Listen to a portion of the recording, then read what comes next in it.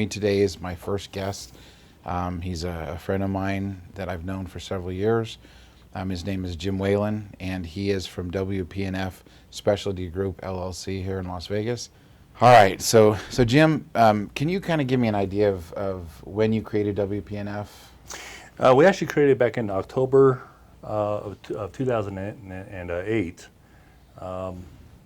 just before the recession hit. So right before the recession. Wow. Right before the recession. Yeah. Okay, so what? Obviously, you didn't know the recession was coming, or you maybe you wouldn't have done that. I would have done it different for sure. Yeah. Okay. Why did you decide to open up your own company? You know what? I started in this trade back when I was a teenager, and just kind of worked my way up and ended up, feeding a Stucco pump, shoveling sand, and I just kind of worked my way up. And I always worked hard, and ended up becoming a foreman. And I have a knack of kind of leading people and kind of pushing this and that. And they put me as a foreman, and then later on as a superintendent. And that just kind of drove me into learning more about the business and also on the legal side of it. And I just decided, you know what, maybe I need to kind of do my own thing, open up my own company. Okay. All right, so explain what WP&F does. The main thing that we do is spray applied fireproofing, putting the fireproofing on the structural steel to keep the steel from collapsing in a fire, giving it the fire rating. It gives a chance for everybody to get out of the building before it collapses. That's the number one thing that we do. We do EIFS, that's exterior interior finish systems. We do EIFS, Stucco, Venetian Plaster, Soundproofing, K13, balsa fonts, so forth, so on. So we are truly a specialty company. So we do a lot of the stuff that a lot of people just don't touch. Okay, so when you're talking about the fireproofing, so if I go into one of those big steel structures, after they put up the steel, then you're going to spray a coating on it and that basically keeps it from melting. If there happens to be a fire there, then that would slow down the process of the steel melting. It does. Every piece of steel, depending on the size of the steel, has got its own. When they talk about a 2-hour fire rating or a 3-hour fire rating, or wherever that may be, and that's actually from the testing that shows when the steel will actually collapse under a fire. So when we put that coating on there, it literally gives people a chance to kind of get out of the building before the steel literally collapses. So it is basically a fire and life safety type thing. Okay, so I've seen a lot of movies where they take the iron or whatever, and they basically melt it, and it just turns into liquid, and then they put it in water, and then it gets strong.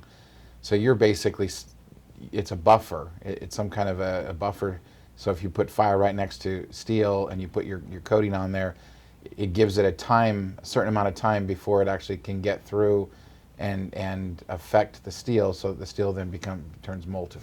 The best way to kind of describe that, if you took a aluminum can and threw it in a bonfire, I think everybody's probably done that, threw aluminum can in a bonfire and watch in a matter of time, it literally just shrivels right up and crumbles.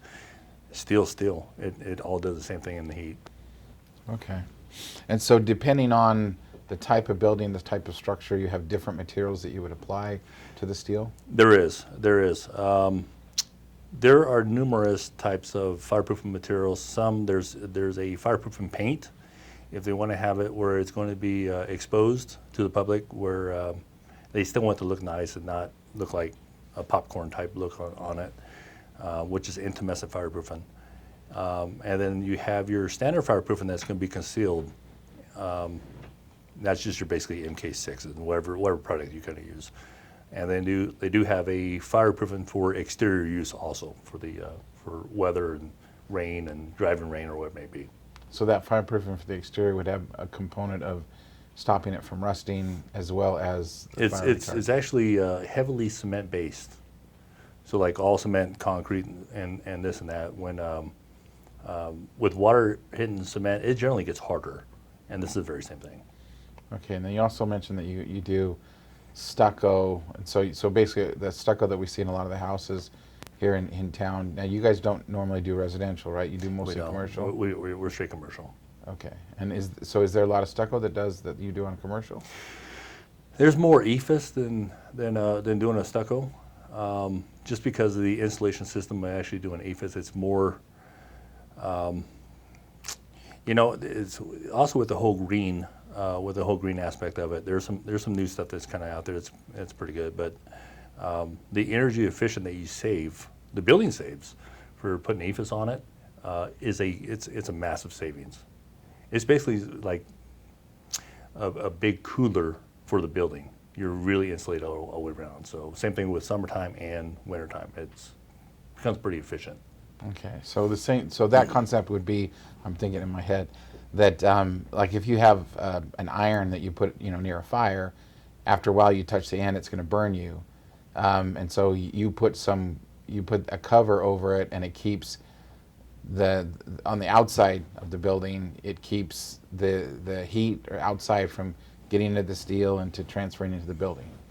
Yeah. Okay. What makes WP&F special? What makes it different from other companies that do the same thing? I'm gonna say it's my guys. It really is. I've got a great team. Geez, my guys I got now. I mean, hell, they've been with me for over 20 years. So I've been very, very fortunate to kind of hang on to the same guys throughout all the time, and the only downside of any of that is now they're kind of getting up there in age, and then now they're looking at retirement, which is not good for me. But I've always had the same guys, and that's really what makes WP&F so good, is the guys that we have. A lot of people probably say this, and they say they've got the best guys. I mean, we got some fantastic guys, just very, very good. And there's other companies that are always headhunting our guys and want to get our guys and this and that. And fortunately for us, the guys are very, very they're very loyal to us, and vice versa. We're very, very loyal to them guys too. Now that's a rare commodity in today. It just seems like with like the corporate structure of everyone just trying to get ahead and trying to make an extra buck, that's unique to a company, especially in the construction industry. I tell you what, sometimes it's not about the money. It really is about the team. When you have a good team and where everybody cares and everybody wants to do a good job and they care about the company and the whole 9 yards, they're going to go above and beyond. Where they're just going, hey, I'm just here for 8 hours and just get my check and I'm going to go home and don't care. My guys are literally just the opposite. They all care. That's usually why they've been here for so long. Well, again, to me that's a rarity. I'm a business owner as well, and it's not always that you get those employees that care about your business as much as you care about your business. It's hard to find. It's really, really, really hard to find, especially office staff. Field staff, I've been pretty fortunate with the whole field and who we have out in the field and this and that. My core guys, we'll ramp up to over 50 guys from time to time. But the core field guys is who I'm talking about, and we have some fantastic guys. So you're the leaders, the crew chiefs. So your core group, and then when you get really, really busy, you'll bring in more employees to help out. But those guys are the rock. They're the ones that are directing and helping to make sure everything is done right. Yeah, I'll take the core guys and I'll kind of spread them out with among the crews. That way they kind of keep control of the jobs, if at all possible. Obviously, from our past experience, there's things that happens. It's the nature of the beast. It's just. Well, I just know from my legal career in construction, there's never a perfect design, there's never a perfect job, and there's always problems and issues that creep up on jobs. And when I used to be a civil engineer before I became a lawyer. And I remember working as a civil engineer when they would have problems with the development that we were doing as a civil engineer, the developer would come and sit down with my boss at the time, and they would work things out together rather than threaten to sue or whatever. They would just work it out together. Yeah. And a lot of times they would bypass big problems just by doing that, and each party would work it out, knowing that the next time there was a problem, if you didn't cause it, you were going to help the other guy out. And I don't know how much of that exists anymore.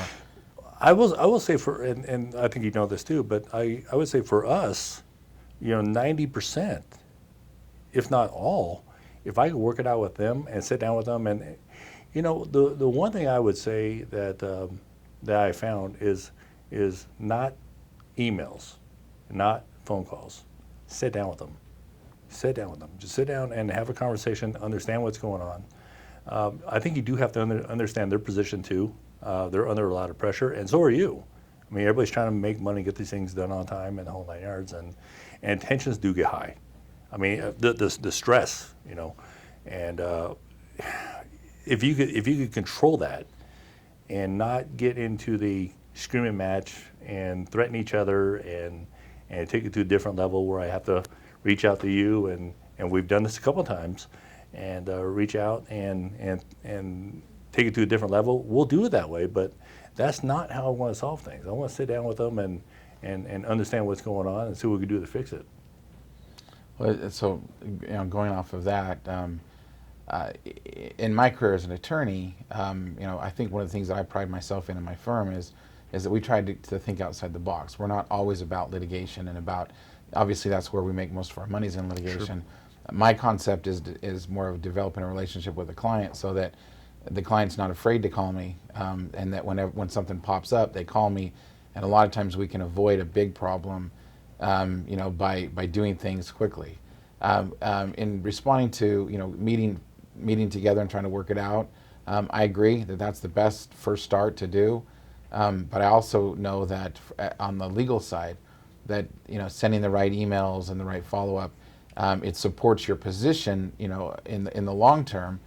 It gives you a basis for the attorneys to step in to use in order to enforce, you know, your rights. But again, sitting down, no cameras, nothing, just sitting down trying to work it out, I think is always the best first option. And then if you can't from there, you know, sometimes you just can't. Sometimes the issues are just too big. Yeah. And we'll talk in a little bit. We'll talk about a couple of the projects. At some point in time, you have to get a little bit of teeth behind it. You have to. I find that there's a lot of bullies out in the world, and they get away with whatever they can. And sometimes just standing up to a bully makes them back down and puts them on a level playing field to allow you to get it resolved. Absolutely. Sometimes that takes effect. All right. So have you ever had, or recently have you had any problems that you were able to work around, so you're able to get a project completed, like a problem, like you're in the middle of a project and things aren't going the way it is. So give me kind of an understanding of a recent, no names, but yeah. We actually did a project recently, and the last one that we actually worked together on to kind of get this thing resolved, and it did get resolved. It worked out, but it was not going good. It had no fault to do with us at all. There are certain steps that we have to abide by in order to install and apply fireproofing. We have very strict codes, and we have to be compliant on everything that we do in order to even install the fireproofing. And sometimes the general contractor don't understand it. A, B, and C has to happen first before we do our work. And sometimes A and B might happen, but C doesn't happen. They want us to go ahead and get going on it. And they really create a lot of issues doing it that way. So one of the issues I think that could cause you problems on a project would be if the work is not sequenced correctly by the general contractor. Number one, that's the biggest battle. So that is by far the biggest battle right now. So with your code, with your compliance requirements, you have to have certain criteria in order for, and just imagine, this is a lot of the stuff you do on the interior, it's almost like when you're painting a car, and they do different layers on the car, and if you put too much in one area and it gets bubbles or runs, then that causes issues with the way the overall car is going to look. And now your stuff is not necessarily looked at as like a car, but you have to spray a certain amount of thickness. Absolutely. And having an open area for you to be able to get to is what the code requires. And if somebody puts a bunch of doors or something in the way and you have to try to get around that, then that slows it down, makes it much more difficult for you to do your work. We really do try to give them the best quality. If it's intimate fireproofing or whatever it is, we try to give them the best quality that looks nice, smooth, even, the whole 9 yards. In order to do that, the sequencing has to be followed. You can't turn around and put stuff up in the way and say, here you go, I want this to look like glass. Okay, it's not going to happen. Now you're working around all this other stuff. The guys are struggling to reach to work, the whole 9 yards. And they come in and it's like, well, that's not what your mock-up looks like. Well, no, because our mock-up, we didn't have all this stuff in the way. You guys kind of created these issues. And that is some of the issues. It absolutely is. Now, I remember talking with you a little while ago, and there was a project you're working on, again, no names, but some issues came up, and you basically, in order to fix it without litigating or anything, in order to fix it and make it better, you told the general that you could switch to a different product, which made it easier for you to finish. Can you kind of explain that? You know what? Again, this was a intumescent fireproof material that it was going to be exposed to the public, and it has to look nice and still get the fire rating and the whole 9 yards. The problem that we had is we had some extreme heat here, and the material that was spec'd out for that job might work fine in different states where they don't have 110-degree weather, and the material is fine for that state and that climate. Here in Vegas, it didn't work. So not only do we have some high winds, we had high heat. So the material that they had, that we start off with, we had to change that material halfway through the job because the material didn't work. And we could no longer hold the schedule because the material just wouldn't go, it just wouldn't work. So it was so hot. It was just too hot. The material wasn't keeping the consistency that it needed to keep. Yeah, it was. We were just having so many problems with that material. So what we ended up doing is we got a hold of the manufacturer, and fortunately enough for us, they were just now in the process of changing a brand new material, coming out with a brand new material that was actually for them type of conditions. And so we were actually one of the first ones to use that new material. And it worked fine. It did what they said it was going to do, and we got down through the job. But we had to change it. We had to make the adjustments. Okay, well, that would be one thing. That obviously, thinking outside the box that you could have fought and litigated and argued that getting it done because it's too hot and you have to wait, and that you have the schedules and everything. But going out, doing that extra mile, finding another product and presenting. Obviously, it had to be approved by the architect in order to move forward. But that's, to me, is generally, thinking outside the box. It did. You know what? It really took a lot of work, even changing that product, because in the fireproofing world, everything has to be approved not only through the architects but also through the city or state or county or whatever that district is. But it has to be approved to show that fireproof material is going to adhere to all the codes and also give it the fire rating of wherever that building is. So we had to make sure that not only did we have to send in all the paperwork for that material, but also show them all the UL designs and everything to show that material will actually do it or not. So it was a big long leg to get it changed, but we did it and it got get down to the job. and Yeah, it was tough though. Perfect. All right, so if someone wants to find WP&F, either online or I guess for the camera, can you give me your whatever website you have and your phone number? Yeah, you go on www.wpfspecialtygroup.com. We have a phone number on there. You call there, or you just send us an email. And I will give you my direct email to the office there, and which is J Whalen, WHALEN, at WPFSpecialtyGroup.com. I know it's kind of long, but it is what it is. Hey, it's better than my first one. My wife, I always had to, mine was a short one, and I had that, my wife said it was horrible. It was tmm-law.com, and MM on the phone is not very easy to say. Right, so. right. All right, so if someone wants to get a hold of you, they can obviously look on your website. But if someone contacts you, tell me the process, your internal process. You know what? The very first thing is send me an email. I always read my emails, always. And leave your phone number, your contact info, and I'll reach right back to you. And I'll just call you up on the phone. I'm not a real big email back and forth type of guy. I'm just not. I do like the face-to-face more than anything else. But just reach out to me, call me, leave your phone number, whatever. I'll call you right back, or we could text. I text also, but I'm not a big fan because it's not personable. But I don't like text. No, I don't either, because you just get back and forth, and something you could finish up in 3 seconds with the phone conversation. So basically, they call you, they email you, you'll get back with them, then you go meet with them, Absolutely. go, look at the plans, and then at that point, after you look at the plans, you give them a bid and you move forward. Yeah, you know what, and one other thing that I think we're really good at is coming up with solutions on trying to get a fire rating on a building. We did a project with a general contractor we do a lot of work for, and we're doing a project with them right now.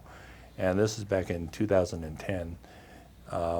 And it was a wood structure, but they needed to get a 2-hour fireproof rating on a wood structure. We actually came out with a design to actually do that. Kind of extensive, but we came out with something, and there's a gentleman I work a lot with that we come up with some ideas and push some designs on down through, and we'll come up with some solutions to figure out how to get that fireproof rating.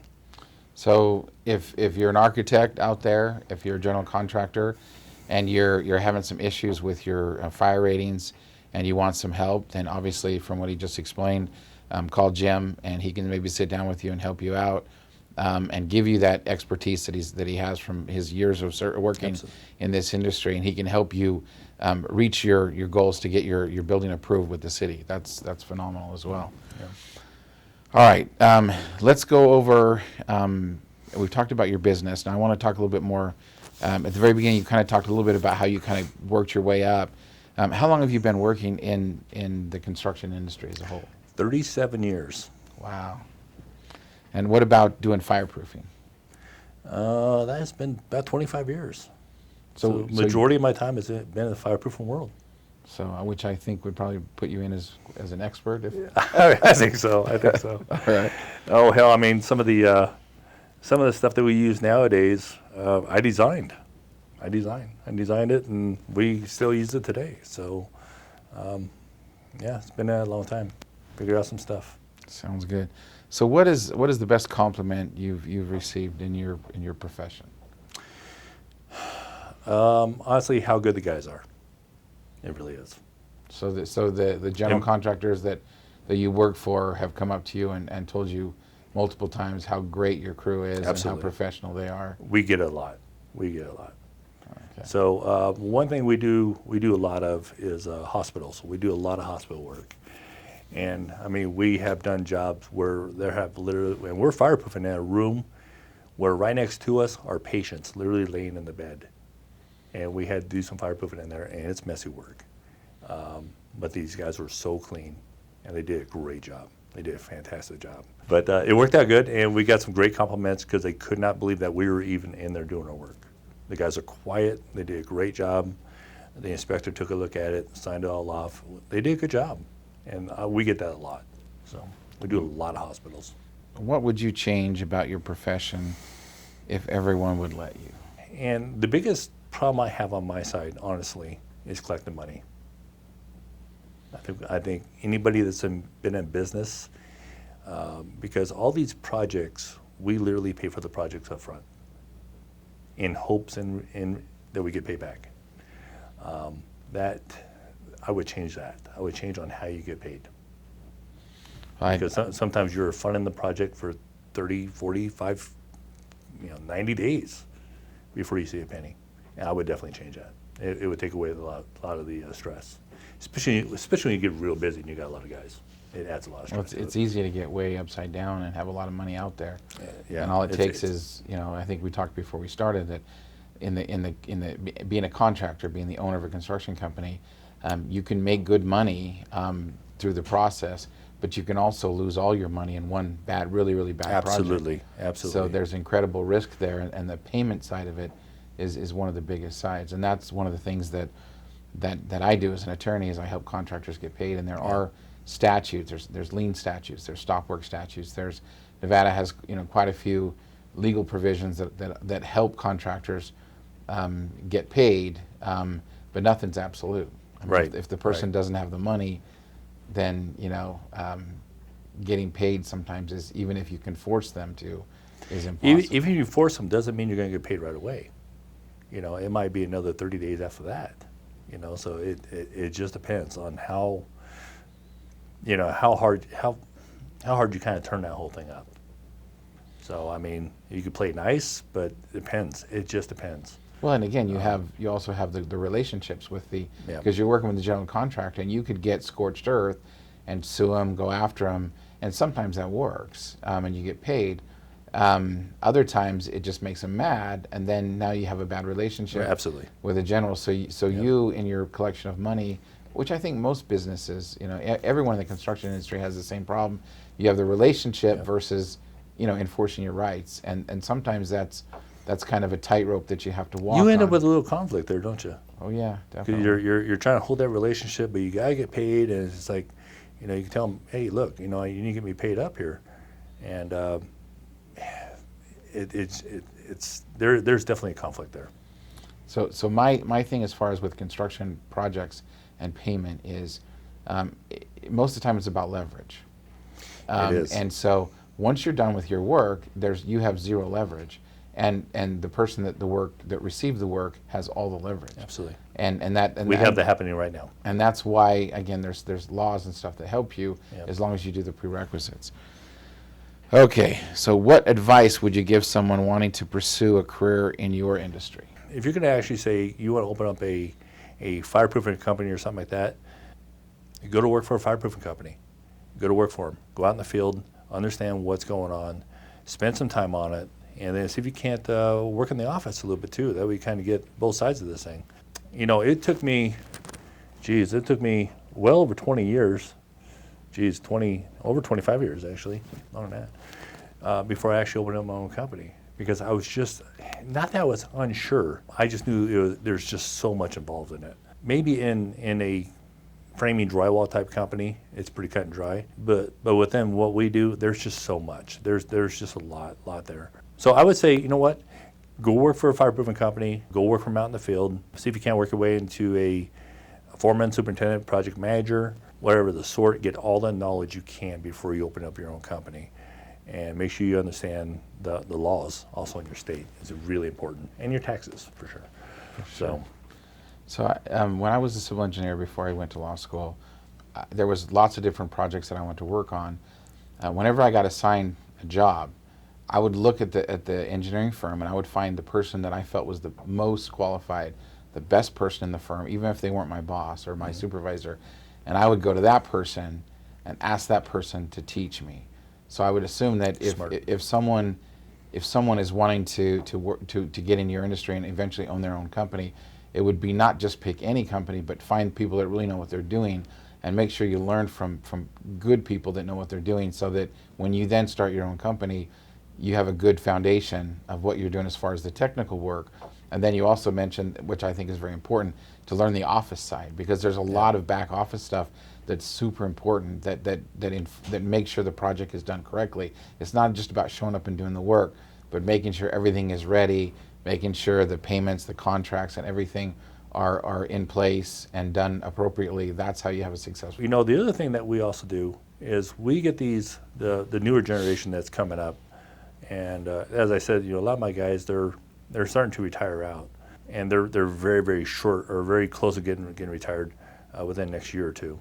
So one thing I am doing is I'm taking this next generation and I'm putting them with my best guys.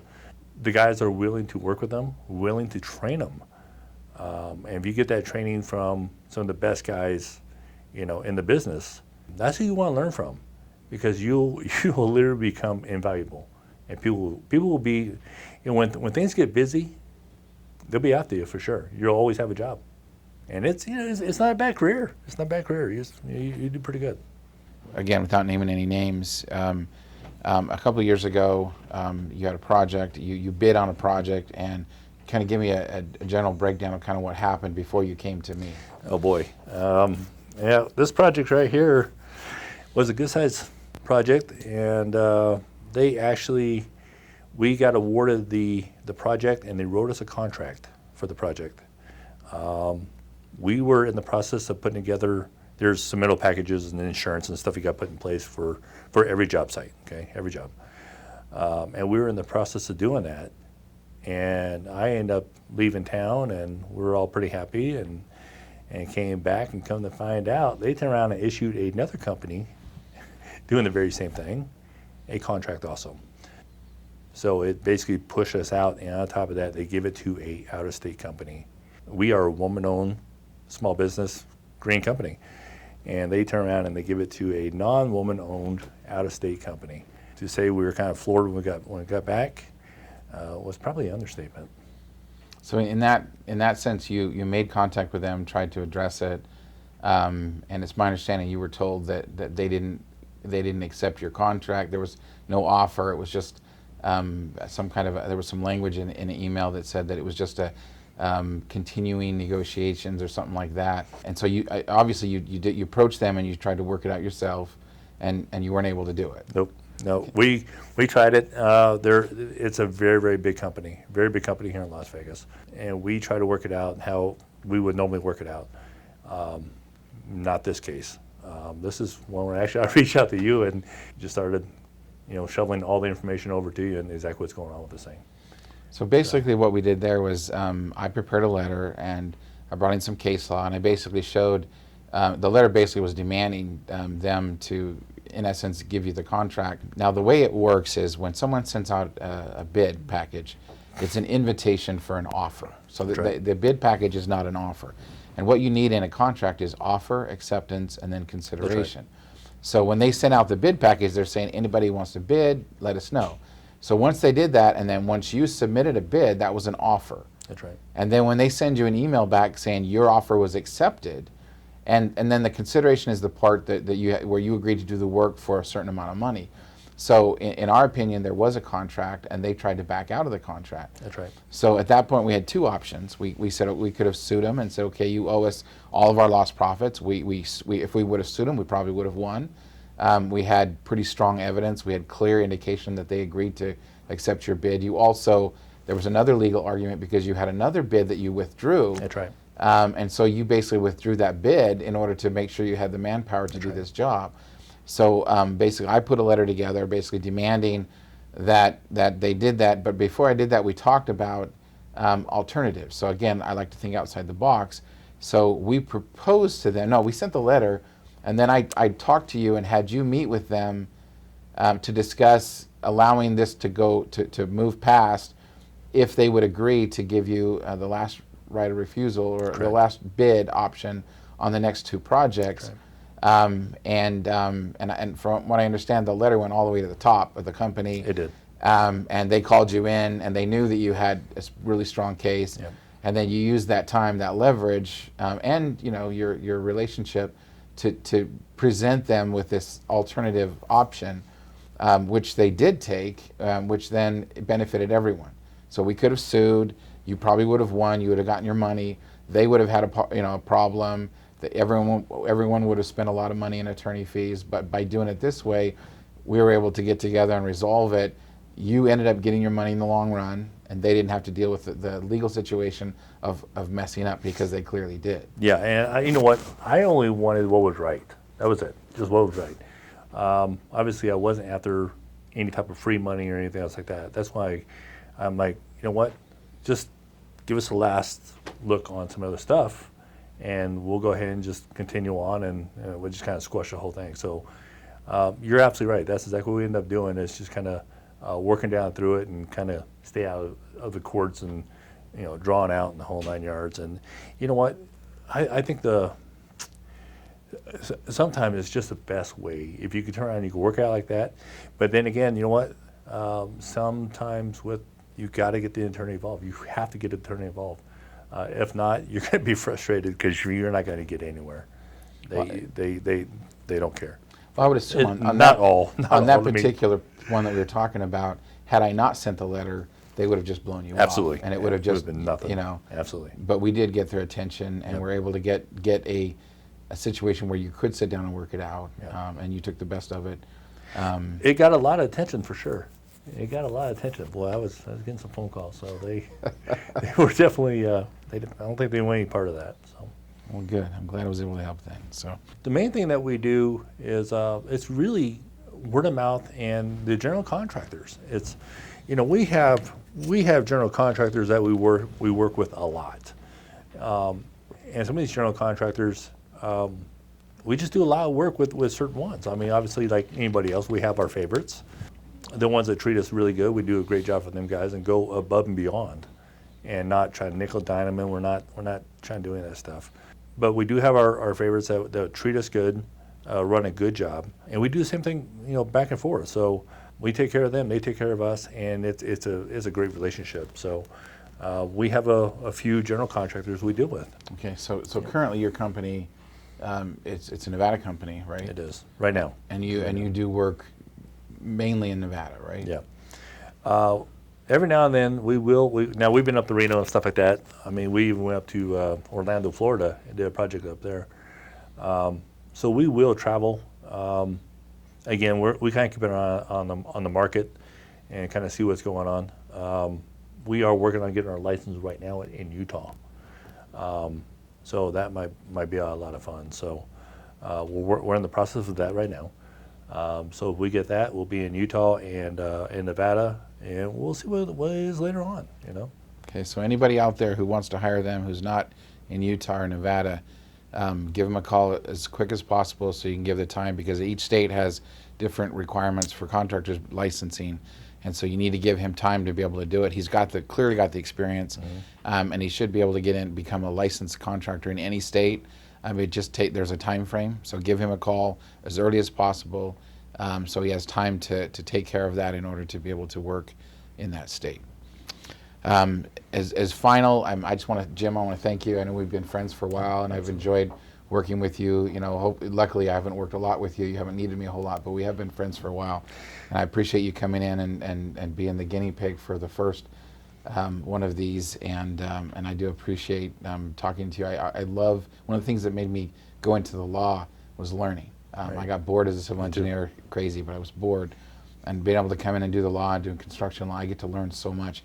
Every lawsuit, every problem, I get to learn about what people do, and that fascinates me. And so I appreciate the time that you came and explained what you do, and I wish you the best. Yeah, absolutely. And you know what? One thing I will say, Tony, is also, I took your course over there at the AGC years ago, and actually listening to what you did over the course is actually the reason why I'm just going to go with this guy right here. So, you know your stuff. You know your stuff. You do a great job. We haven't been in court yet, so knock on wood. So it's been good. Hi, welcome to Tony's Legal Summary, summarizing the podcast we just did. One of the issues that we did talk about during the course of the interview with Jim Whalen was a contract issue that he had with a matter a few years ago. And I wanted to kind of address the legal aspects of that. So what was in play in that particular legal issue was, what is a contract and how do you form a contract? So generally speaking, the requirements to create a contract is there has to be some kind of an offer by one party and an acceptance by the other party. The acceptance has to be something that the first party understands as an acceptance. And then the third part, you have to have consideration.